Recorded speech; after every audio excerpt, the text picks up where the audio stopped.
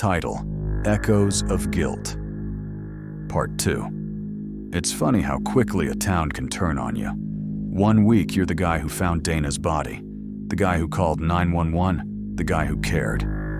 Next, you're the lunatic talking about secret basements and shadow men. After that note was left on my windshield, "Stop digging or you'll be next," I couldn't sleep. I kept checking the locks on my door, looking over my shoulder. Every car that slowed near my house, every shadow under the street lamp, felt like it was watching me, waiting. But I didn't stop. The cops thought I made it all up. The basement, the photos. They searched it again. Found nothing. Not even the chair. It was like someone cleaned it with bleach and fire. But there was one thing they missed. I had taken a photo. Just one. In the basement, right before I heard the footsteps. It was blurry, bad lighting, but you could see the wall. You could see Dana's face, scratched out. The red string connecting her to Ethan, Kelly, even Mayor Caldwell. I showed it to Detective Harlan. He barely glanced at it. Could be Photoshop. That was his answer. So I went underground. Not literally. I mean, I stopped talking to people. Stopped trying to convince anyone. I started digging in silence, watching, listening. The first thing I did was follow Kelly. I know how that sounds. But she was the last person to see Dana alive, and she was lying about something. I was sure of it. She worked part-time at the library and spent her nights at home. Quiet, predictable. Until Friday. Friday night, 10:42 p.m. She left her house in a hoodie and jeans, backpack slung over one shoulder. I followed from 2 blocks back, no lights. She walked 3 streets over, past the post office, past the empty bakery, and down a narrow alley. And then, she slipped into the back door of the old theater. The Grand. Shut down years ago. Water damage. Unsafe. Boarded up officially. But not anymore. I waited 5 minutes, then followed. The door was wedged open. Inside, the air was stale, smelled like old velvet and mold. I crept through the lobby, flashlight low. Then I heard voices. Kelly's voice, and someone else. A man, calm, authoritative. "You're not ready," he said. Kelly's voice shook. She was going to tell. She already told Ethan. "Then we clean it up. No more mistakes." I froze. Then the man said something that made my skin go cold. "We can't let Marcus talk either." I backed out slowly, heart hammering. I barely made it to my car before I threw up.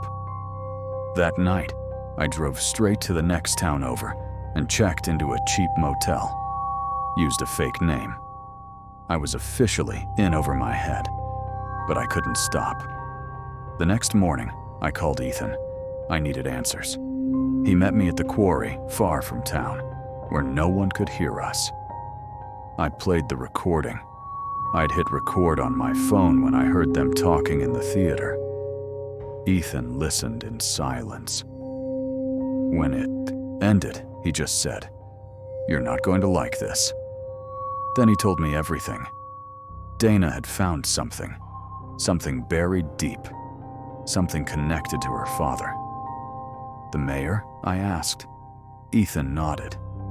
"He's not just the mayor. He runs everything.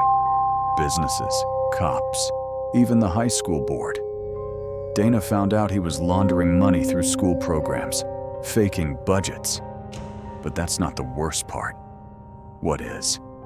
Kids were going missing. Foster kids. Ones no one would notice. My stomach dropped.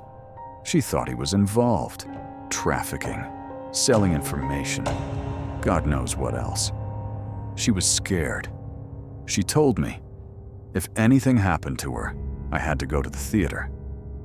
That was the connection. Dana had been trying to expose something huge, and someone silenced her. Maybe her father. Maybe someone else in his circle. And now, they were coming for anyone who knew. Me, Ethan, Kelly too. But Kelly was part of it, wasn't she? I didn't know who to trust. I needed proof, real proof, not blurry photos or shady recordings. So I went to the one person who might still be clean, Mrs. Duval. She was Dana's old babysitter, retired now, lived alone with 10 cats and a Bible on every table. Everyone thought she was senile. She wasn't. She let me in, served tea, and when I asked about the mayor, she got real quiet. I worked for them for years, she said, back when Dana was little, before the money came in, before the new house, the car, the speeches. What changed? Everything. He started getting visits from men in black SUVs, late nights. Dana's mother stopped asking questions, started drinking. Dana was smart, too smart. She started writing things down. Where? Mrs. Duval reached into a cupboard and pulled out a worn, leather-bound notebook. She gave this to me a week before she died, told me to keep it safe. My hands shook as I opened it. It was Dana's handwriting. Names, dates, license plate numbers, descriptions of meetings, even sketches of the man she met at the diner. The same man from the basement wall. This was it. I thanked Mrs. Duval and left. Then my car exploded. No warning, just fire. A blast that threw me backward and shattered every window on the block. I woke up in the hospital, ears ringing, vision blurred. They said I was lucky to be alive. The notebook, gone. Stolen from my jacket pocket while I was unconscious. The cops said it was probably a gas leak. Bullshit. I knew better. I was done being careful. I had to go public. That night, I uploaded the photo, the audio, everything I had left to a cloud account.